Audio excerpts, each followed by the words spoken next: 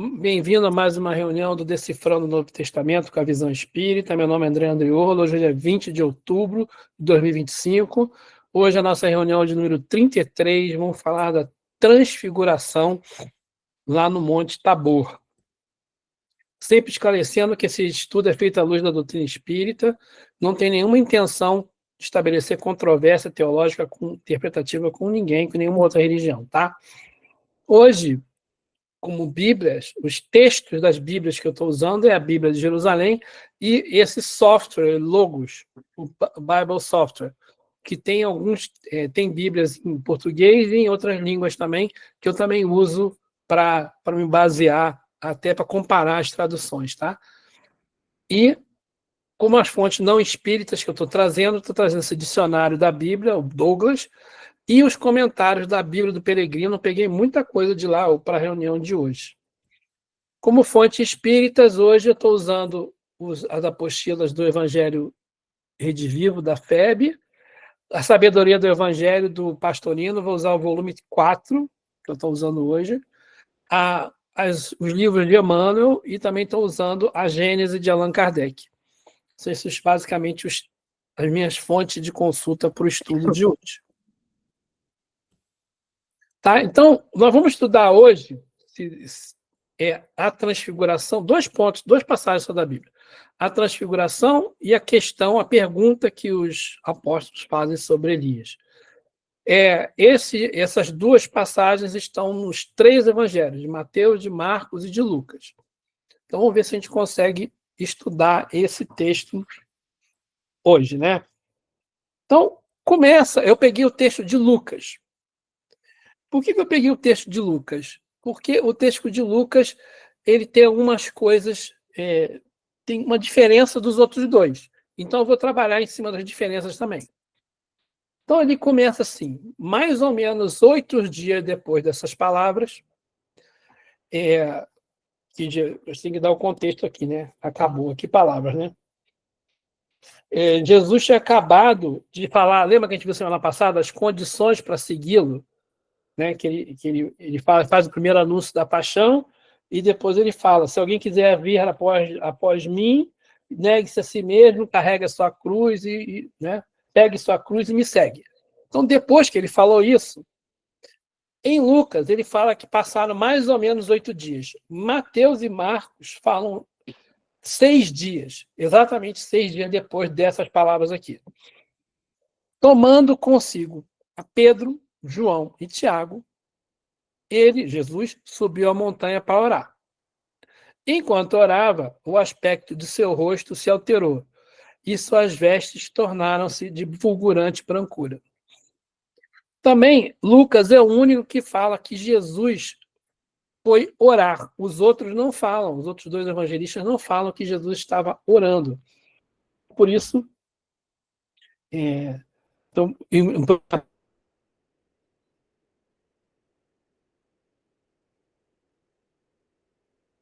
lugar retirado em uma alta montanha. E ali foi transfigurado diante deles. Então, não fala que foi orar. Mateus é muito parecido com isso também. Então, eu trouxe Lucas por causa dessas diferenças aí. Uma primeira coisa que eu queria comentar aí, né, é que os evangelistas, todos os 3 falam que foi Pedro, João e Tiago.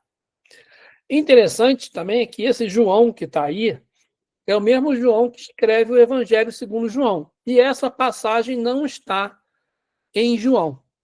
Não está no Evangelho de João. Isso é uma coisa interessante, mas está nos outros 3 evangelhos. E aí, quando você fala em 3 acompanhantes, a gente começa a perceber que existe uma comparação aqui, né? Fala, subiu montanha, 6 dias, 7 dias, né? Ou 8 dias que fala aqui em Lucas. Existe uma relação entre Moisés e Jesus nessa passagem. Nós vamos começar a falar sobre 3 acompanhantes. Moisés, lá no Êxodo, capítulo 24, quando ele vai receber os 10 mandamentos, né? Então, Yahvé fala para Moisés, sobre a Yahvé, tu Araão, Nadab e Abiú. Então, quando Yahvé manda Moisés subir o Monte Sinai, ele manda o Moisés levar 3 pessoas com ele, mais 70 anciões de Israel que adorarão de longe. Só Moisés vai se aproximar de Yahvé. Os outros não se aproximarão. Nem o povo subirá com ele. Se a gente lembrar essa passagem lá atrás, ela era basicamente assim: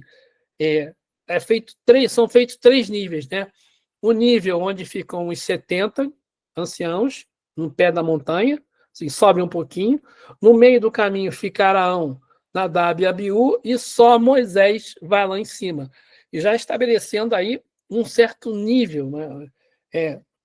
Dividindo em níveis, né? Em diferentes tipos de seguidores, né? Moisés sendo o principal, Arão, Nadab e Abiú como sendo, vou falar assim, os discípulos de Moisés, e os outros 70 ficaram separados também, já mostrando uma hierarquia ali entre os seguidores de Moisés ali. Né? Então, a gente fica, por que foram escolhidos aqueles 3, né? O Pedro, o João e o Tiago. Por que Jesus escolheu esses 3?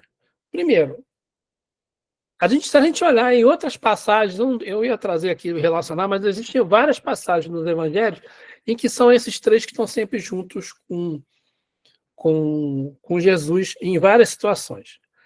Mas por que Jesus escolhe esses 3? Por que alguém é escolhido, né?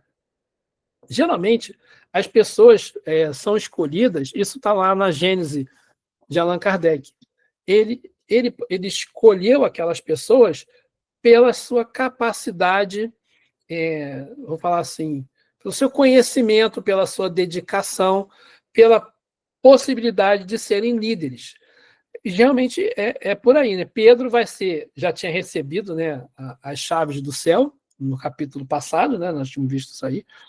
E Jesus já tinha falado que era sobre ele que ele ia erguer a igreja. O João, Jesus se refere a ele várias vezes como o filho amado, né? E João aqui depois vai ficar com a mãe de Jesus, e Tiago era irmão de João. Mas outra coisa interessante é que esses 3 provavelmente eram médiuns. Eram médiuns que iam ajudar Jesus lá na próxima situação, né? Outra situação interessante, né? Lucas fala que Jesus subiu a montanha para orar. E Moisés sobe a montanha, no Monte Sinai, para falar com Yahvé e receber lá as tábuas, né? As tábuas da lei. E tem outro aspecto, o Lucas fala que o aspecto do rosto de Jesus se altera e as suas vestes se tornam de fulgurante brancura. Eu li em algum lugar, eu cheguei a procurar com isso, mas existe alguma tradução que diz que fala que as vestes estavam tão brancas que nenhuma lavadeira conseguia fazer igual. Alguma coisa parecida com isso. Eu procurei essa tradução, eu não achei. Nem em português, nem em outra língua, nem em inglês. Mas alguém falou aqui, alguma pessoa que eu estudei, eu vou dar crédito para ela. Mas eu não achei. De tão branco que era, né? A luz das vestes de Jesus e o aspecto do rosto de Jesus. Então, esse aí é chamado esplendor, né? Mateus fala que o rosto de Jesus resplandecia como o sol. Olha só, que luz é essa, né? Que força de luz era essa? Que vinha de Jesus, né? Emanava de Jesus. Quando a gente for lá em Moisés, né? Lá no Êxodo capítulo 34, eu sempre converso com vocês, né? Quantas vezes Moisés recebeu os 10 mandamentos? A primeira vez foi aquela que eu li lá do capítulo 24.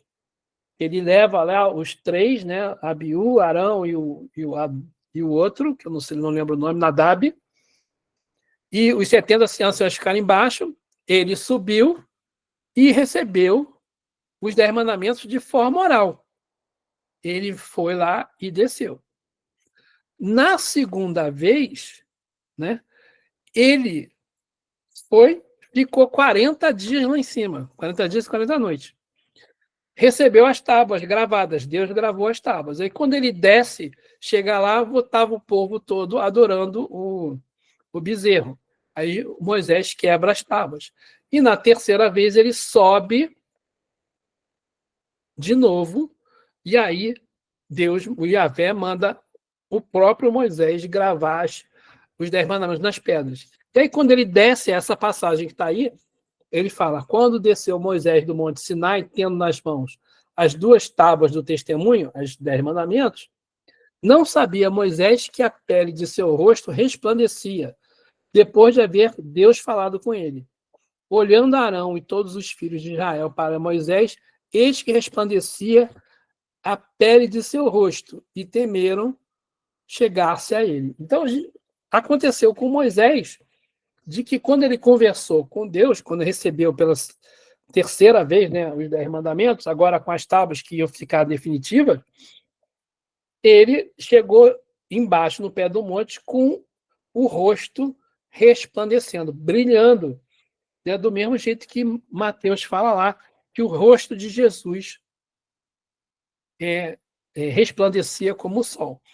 Então, essa passagem ela tem uma relação muito forte com a passagem de Moisés subindo ao monte para conversar com Yahvé, para receber os 10 mandamentos, e todas as conversas que Moisés teve lá com Yahvé no Monte Sinai.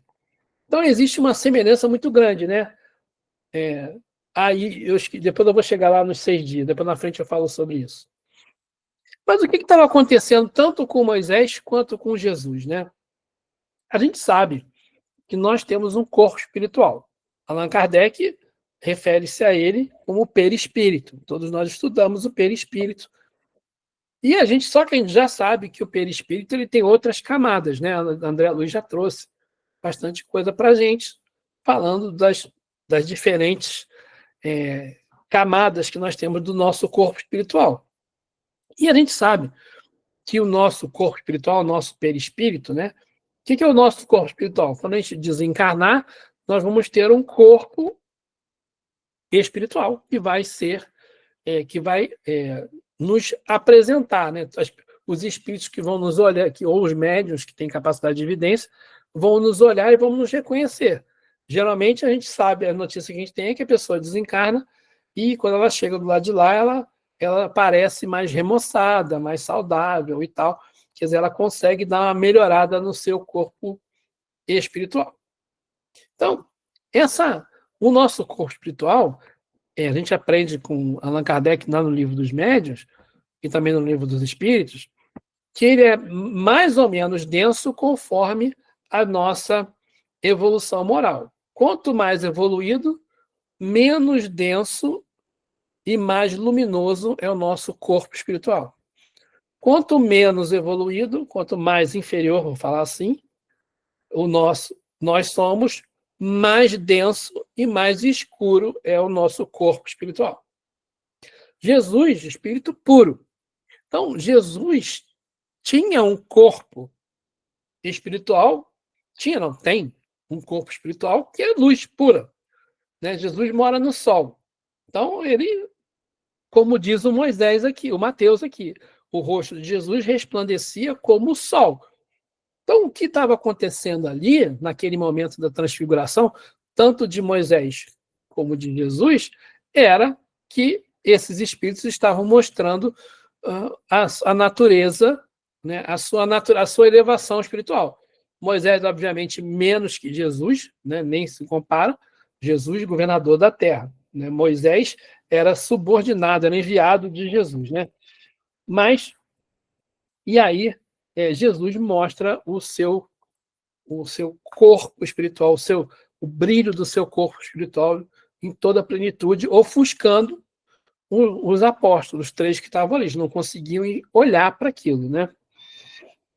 E aí, né, o relato de Lucas fala lá, no capítulo 9 lá, eis que 2 homens conversavam com ele, Moisés e Elias, que aparecendo envoltos em glória, falavam de sua partida que se consumaria em Jerusalém. Olha só que coisa interessante. Deixa eu ver aqui, deixa eu botar aqui. Deixa eu olhar aqui a minha cola. Não. Como é que eles sabiam que era Moisés e Elias? Moisés tinha morrido 1.500 anos antes. Elias, 500 anos antes. Como é que eles identificaram, né? Quem era? Isso é uma pergunta que fica aí. Como é que pode, né? Vai pensando. Como é que eles podem ter sabido que era Moisés e Elias que estavam ali? Então, Jesus transfigurado e se materializam ali, aparecem Moisés e Elias. E aí, Lucas fala: Pedro e seus companheiros estavam pesados de sono. Ao despertarem, viram sua glória e os 2 homens estavam com ele. E quando eles iam se afastando, Pedro disse a Jesus: Mestre, é bom estarmos aqui. Façamos então 3 tendas, uma para ti, outra para Moisés e outra para Elias. Mas sem saber o que dizer. Esse é o texto que está lá em Lucas, né? Olha só que coisa interessante. Pedro e os seus companheiros estavam pesados de sono. A gente tem notícias, né, desses pesquisadores, por exemplo, o Paulo César Frutuoso, eu sigo muito ele, né?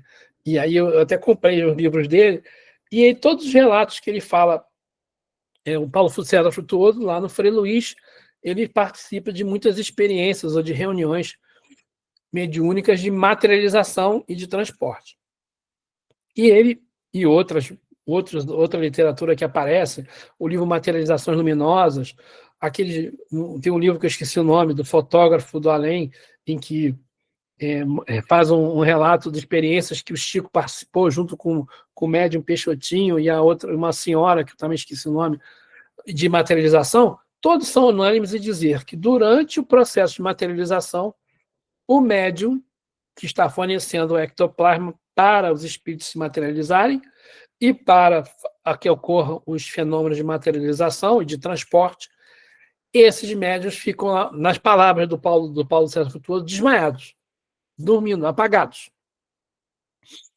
E eles não sabem o que está acontecendo. Eles doam o ectoplasma e não veem o que está acontecendo.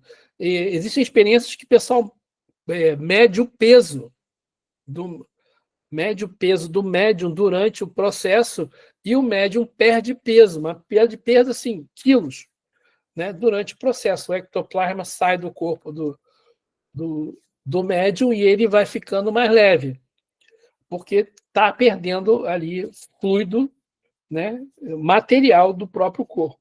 Depois, quando termina o processo de materialização, tudo volta ao normal, né?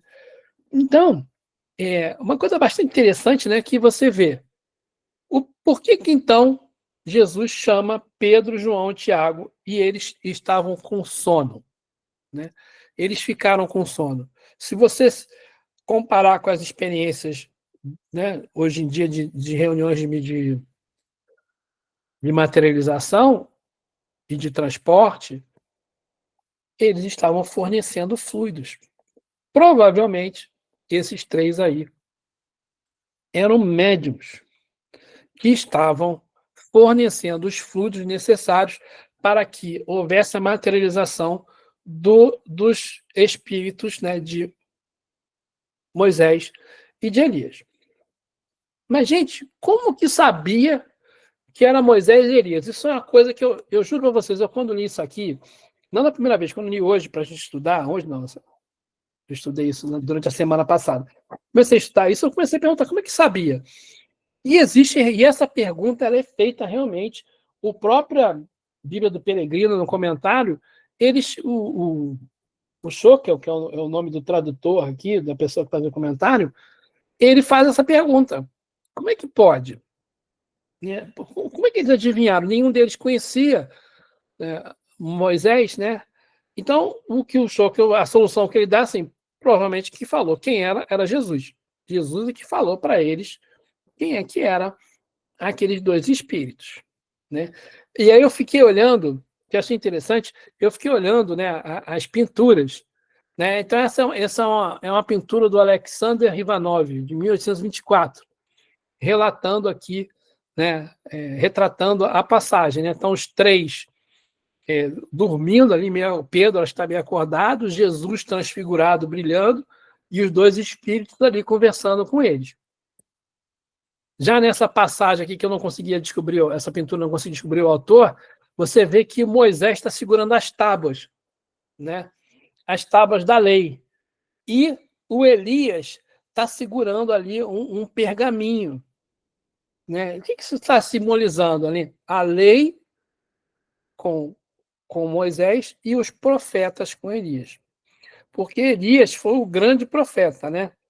Foi um profeta que fez um monte de coisa, foi um profeta super vigoroso. Teve aquele caso lá do Baal, né? Dos sacerdotes Baal. Ele brigou muito com o rei Acabe, com a esposa dele.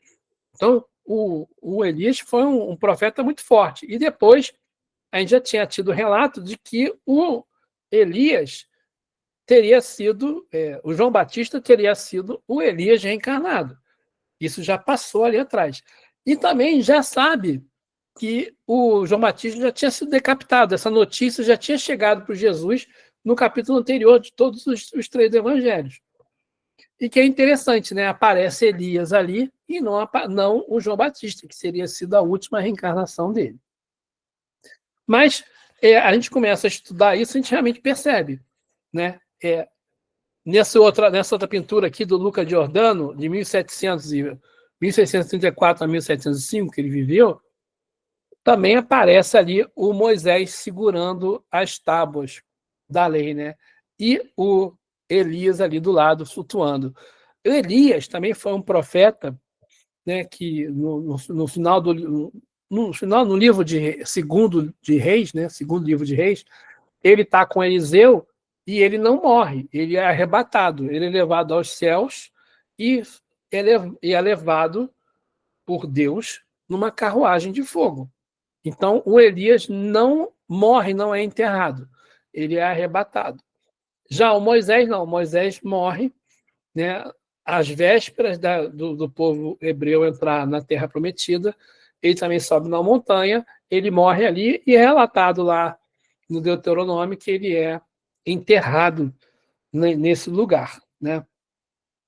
Então, as passagens todas, né? As pessoas, todos os retratos, eu vi vários retratos de pinturas que falam desse momento na Bíblia, que é um momento muito impactante, né?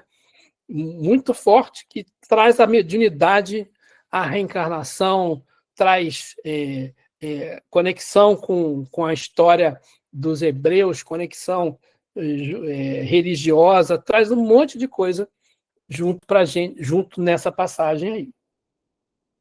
Então o texto de Lucas continua. Ainda falava Jesus, né? Quando uma nuvem desceu e os cobriu com sua sombra. E ao entrarem neles, na nuvem, os discípulos se atemorizaram. Da nuvem, porém, veio uma voz dizendo: Este é o meu filho, o eleito. Ouvi-o.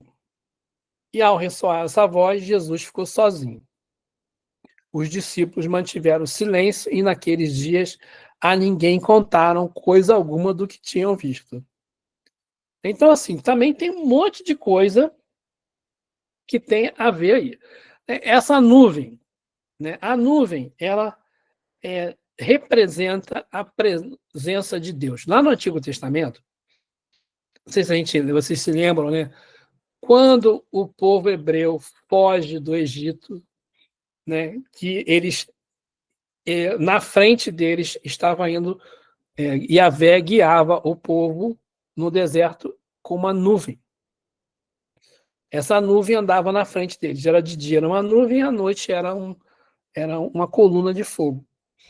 E quando estavam fugindo, no momento da fuga mesmo, né? Quando o faraó e os egípcios, o exército egípcio, foi atrás deles, encurralaram eles no mar Vermelho, a nuvem ficou no caminho entre eles e o exército do faraó. Então, Deus ficou ali em volta até que Moisés abriu o mar, eles fugiram, e aí quando a nuvem andou e o exército foi atrás, o mar se fechou em cima deles, matou todo mundo. Quando eles estavam no deserto, também andando, a nuvem ia sempre na frente. Quando Moisés, naquela primeira passagem lá que a gente deu do Êxodo 24, Moisés sobe e recebe os 10 mandamentos, mas ele também recebe as instruções para fazer o tabernáculo. O tabernáculo era eu vou falar assim, era um templo, né? Um templo itinerante. E esse templo itinerante, ele ficava parado enquanto a nuvem ficasse parada.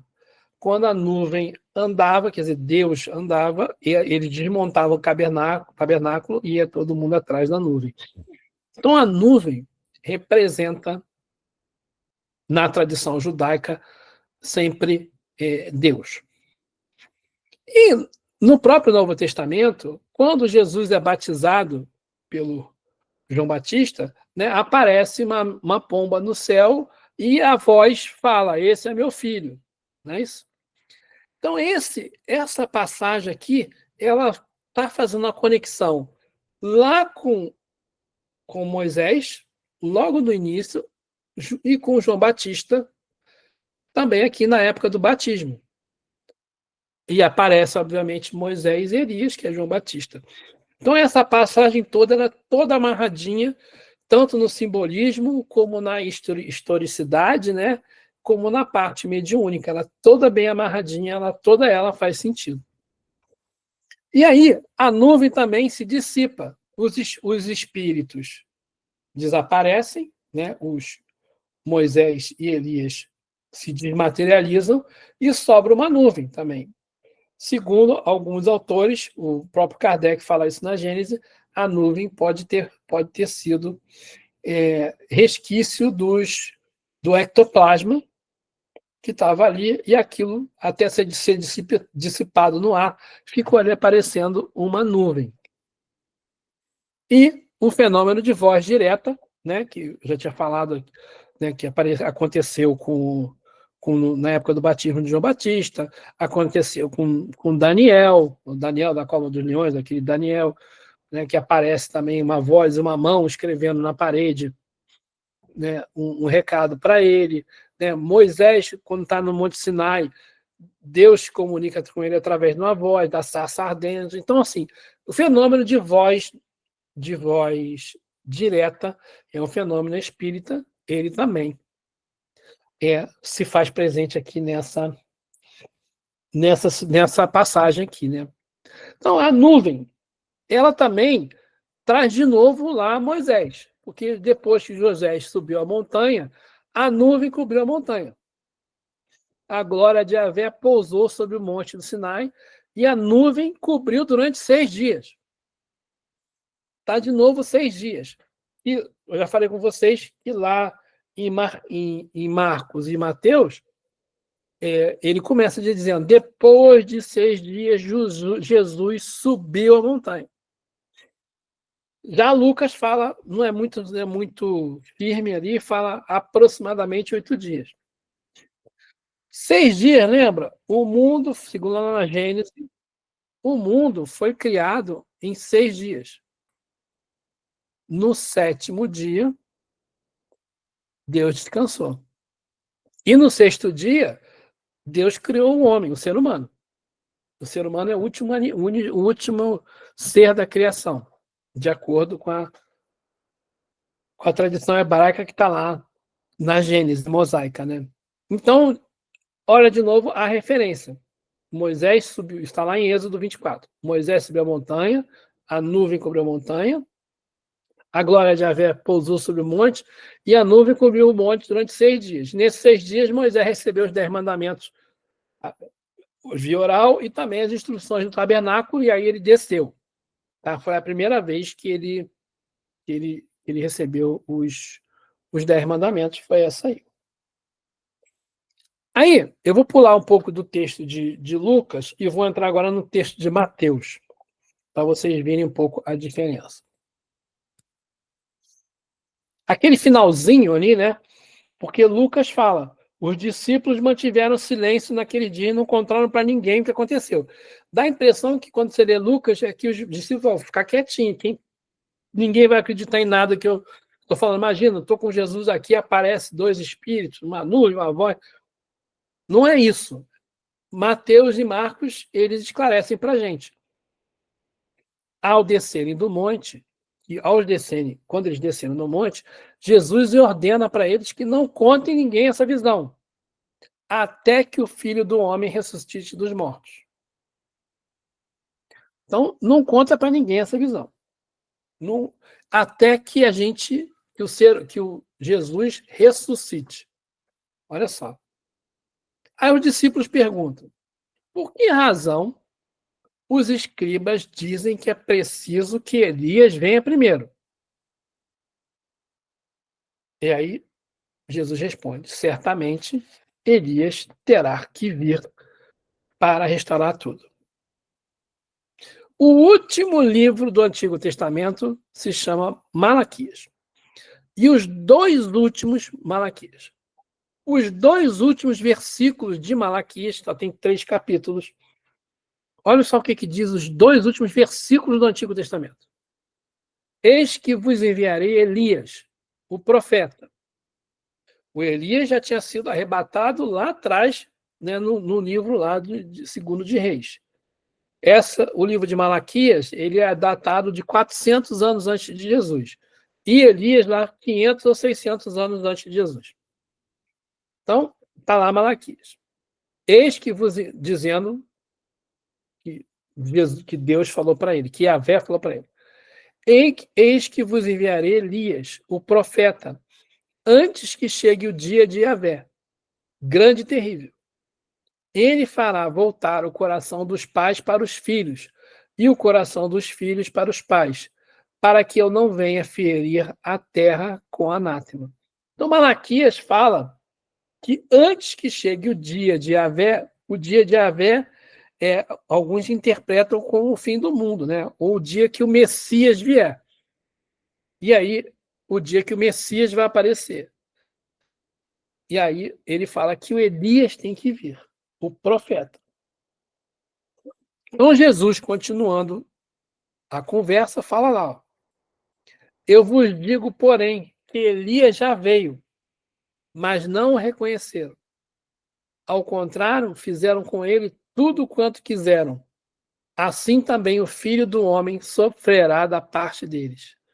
Então, os discípulos disseram que ele se referia a João Batista.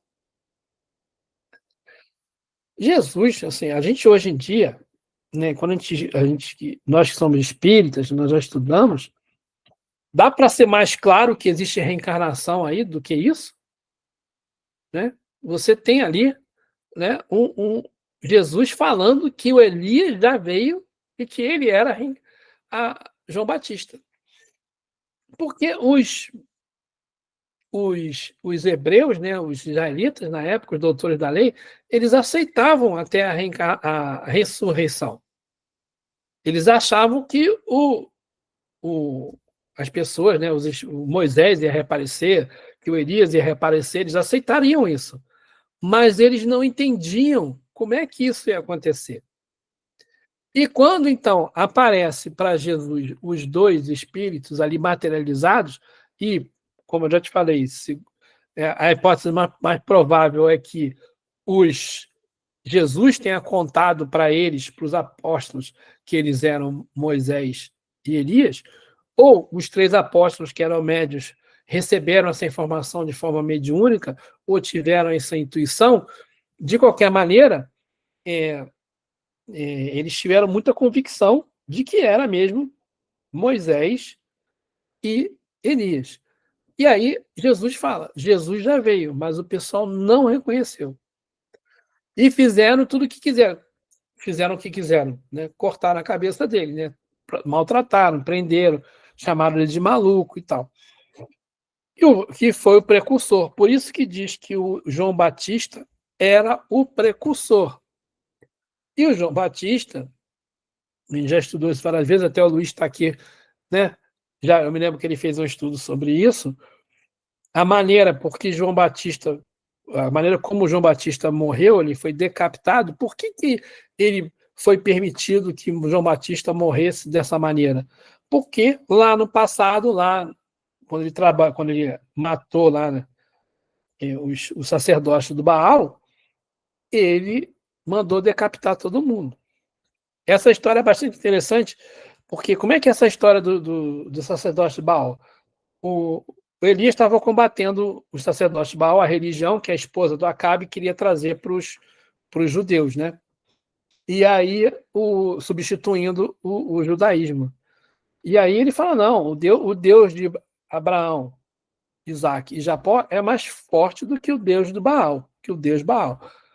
E aí ele falou assim, vamos fazer uma competição aqui, vamos botar 2 fogueiras aqui. Eu sozinho contra 250 sacerdotes do Baal. Vocês vão poder rezar, pedir, e o Deus de vocês vai poder acender a fogueira. O Deus que acender a fogueira ganha a competição. E aí, os sacerdotes de Baal fizeram, pediram, dançaram, lançaram feitiço e tal, e nada de pegar fogo. Aí o Elias pergunta, vem cá, vocês vão tentar, tá tudo vocês estão satisfeitos, tá tudo certinho aí? Tá. Eu quero ver você botar fogo na sua. Não tem problema não, joga água. Aí, o quê? Joga água. Aí jogaram lá água. Joga mais água. Aí molharam bastante lá a fogueira. E aí Elias rezou e pediu para Yahvé cair um raio e acendeu a fogueira. E aí depois disso ele mandou passar no fio da espada, matar, decapitar todo mundo, e o relato na Bíblia diz que o rio ficou vermelho de tanto sangue, né, que tinha ali. Então, esse era o Elias, né, um profeta enérgico. Quando ele vem como João Batista, ele vem resgatando coisa do passado. Você pode ver que o João Batista era o contrário, era um pacifista.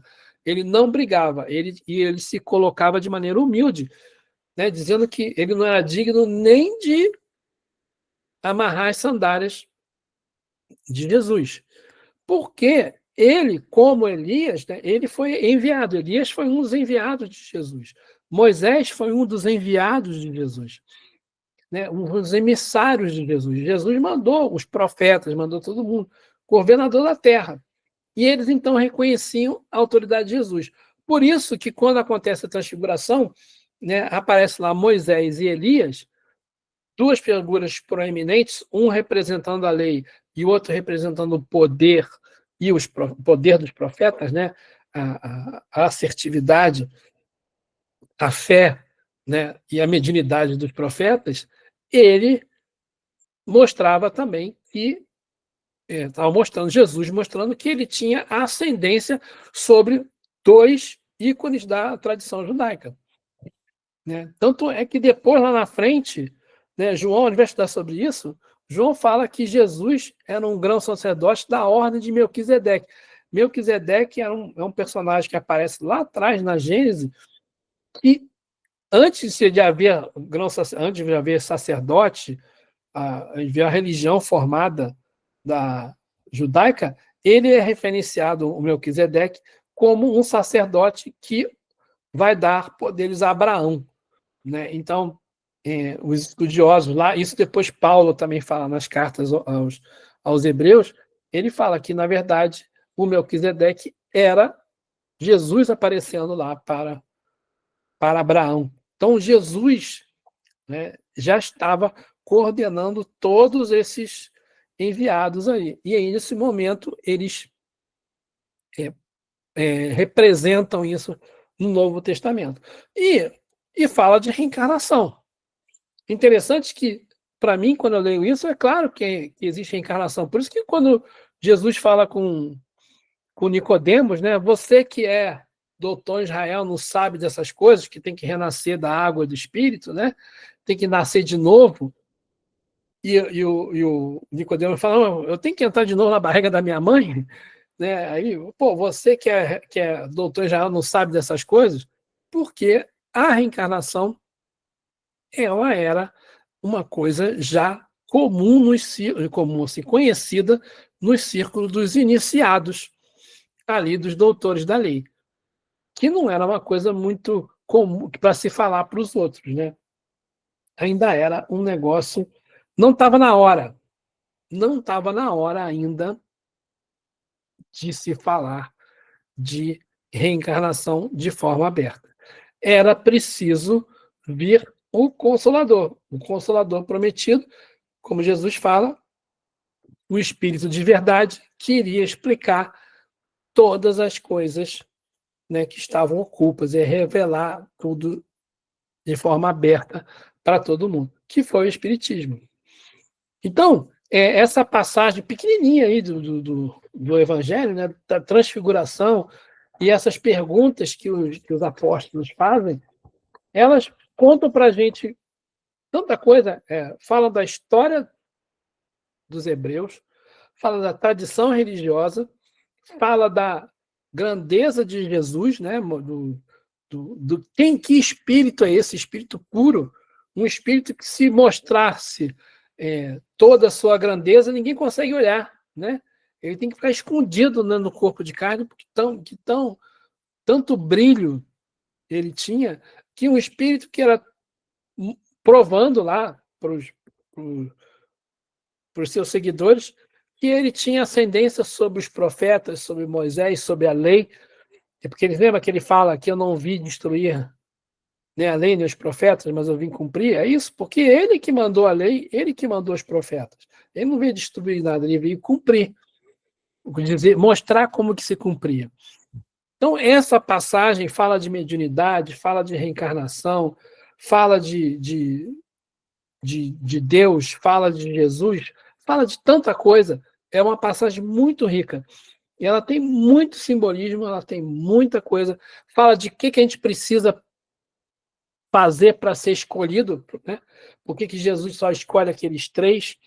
Qual é a ficha corrida? O que esses três tinham, né? O Pedro já tinha mostrado muito forte, né? Que ele era o líder ali daquelas pessoas. Então, isso tudo mostra para a gente que Jesus tinha muita coerência em todas as coisas que ele fazia. E o Espiritismo é a chave para a gente entender. Porque se você não tiver o Espiritismo para entender, a gente apenas vê o milagre. Vê o milagre e não entende por que aquilo está acontecendo. E aí depois você fala, mas se você explicar assim, você diminui. Eu não diminui nada, é o contrário. Mostra a grandeza do que aconteceu ali. Porque esses fatos não se repetem dessa maneira, né? Porque somente Jesus conseguiria produzir esses efeitos, né? Então, gente, foi isso que eu trouxe, que eu separei para vocês hoje. Eu espero que vocês tenha sido interessante, né? São 8:55 agora. Para a semana que vem, a gente vai continuar os mesmos capítulos que a gente estava: Mateus 17, 18, Marcos capítulo 9 e Lucas capítulo 9.